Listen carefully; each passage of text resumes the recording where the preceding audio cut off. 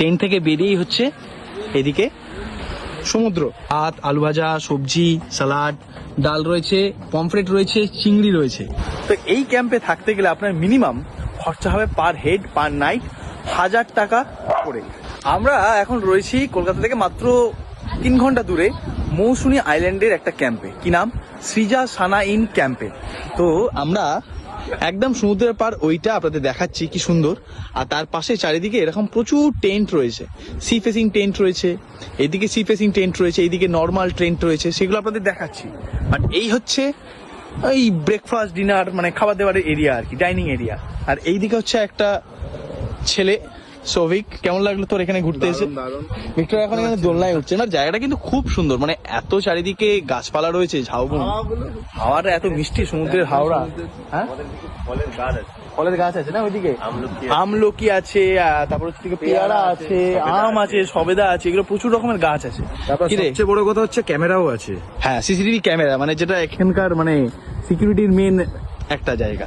এই হচ্ছে sea facing tent, ভাড়া প্রতি রাত প্রতিজন 1100 টাকা করে, খাওয়া দাওয়া সবকিছু নিয়ে। এই হচ্ছে টেন্টের ভেতর, এখানে 2 জন থাকতে পারেন, চার্জিং এর ব্যবস্থা, লাইট, ব্ল্যাঙ্কেট, পাখা। আচ্ছা, এইদিকে টাওয়াল রয়েছে, সাবান, তেল, শ্যাম্পু সব রয়েছে। আর এই টেন্টগুলোর খাসিয়াত কি জানেন?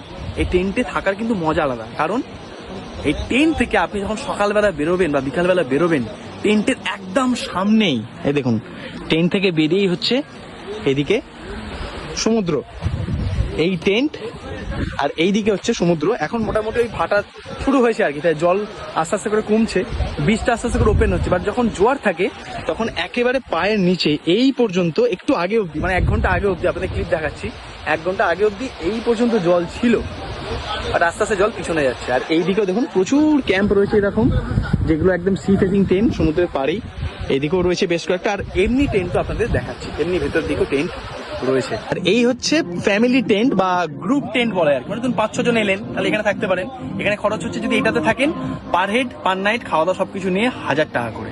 আয়োজন সব একই, দারুণ, মানে 1000 টাকা থেকে শুরু এই ক্যাম্পের খরচ পার হেড, যেটা দেখলাম। সৌভিক আর ভিক্টর আমার সঙ্গে ঘুরতে করতে অভ্যস্ত হয়ে গেছে, ইউটিউবে ভিডিও হয়ে গেছে, বলছে ফেসবুকের জন্য ভিডিওটা করবি তো? অভ্যস্ত হয়ে গেছিস বল। যা, এখানে লাঞ্চ চলে এসছে। এখানে রয়েছে ভাত, আলু ভাজা, সবজি, সালাড, ডাল রয়েছে, পমফ্রেট রয়েছে, চিংড়ি রয়েছে। এনারা 2টো করে মাছ রাখেন, কাতলা, রুই এসব রাখেন না, যেটা বাজারে পাওয়া যায় সিজন ওয়াইজ। কখনো পমফ্রেট চিংড়ি, কখনো ভেটকি, কখনো পাবদা, 2টো মাছ আপনারা পাবেনই। ও আচ্ছা, সঙ্গে আবার চাটনি আর মিষ্টিও আছে। বেশ ভালো আয়োজন। এই যে এইদিকে সব টেন্ট গুলো ছিল, আর এইদিকে হচ্ছে আপনার সমস্ত কটেজ গুলো আছে, এসি নন এসি কটেজ 2ই আছে, যেরকম নেবেন আপনি। পুরো ভিডিও আমার ইউটিউব চ্যানেলে আপলোড করে দিয়েছি, সেটা দেখতে পারেন। আর এই হচ্ছে আমাদের এসি কটেজ, এসি চলছে, ফ্যানও দিয়ে দিয়েছে সঙ্গে। এই হচ্ছে বিছানা, কাল থেকে আমরা 3 জন ছিলাম। চার্জিং এর ব্যবস্থা রয়েছে, 3 জন আরামসে হয়ে গেছিল, কালকে 3 জন হয়ে গেছিল তো। হ্যাঁ, আয়না রয়েছে, ব্যাগপত্র রাখার জায়গা রয়েছে। তার মধ্যেও কিছু ভালো দিক, কিছু খারাপ দিক আছে প্রত্যেকটা ক্যাম্পেরই। তা আমাদের কটেজগুলো আপনাদের দেখালাম, নন এসি কটেজও রয়েছে। এই কটেজগুলো যদি থাকেন, পার হেড পার নাইট খরচ পড়বে হচ্ছে 1400 টাকা। আর যদি নন এসি কটেজ থাকেন, তাহলে 1300 টাকা করে per head per night, with খাওয়া দাওয়ার সমস্ত কিছু মিলিয়ে।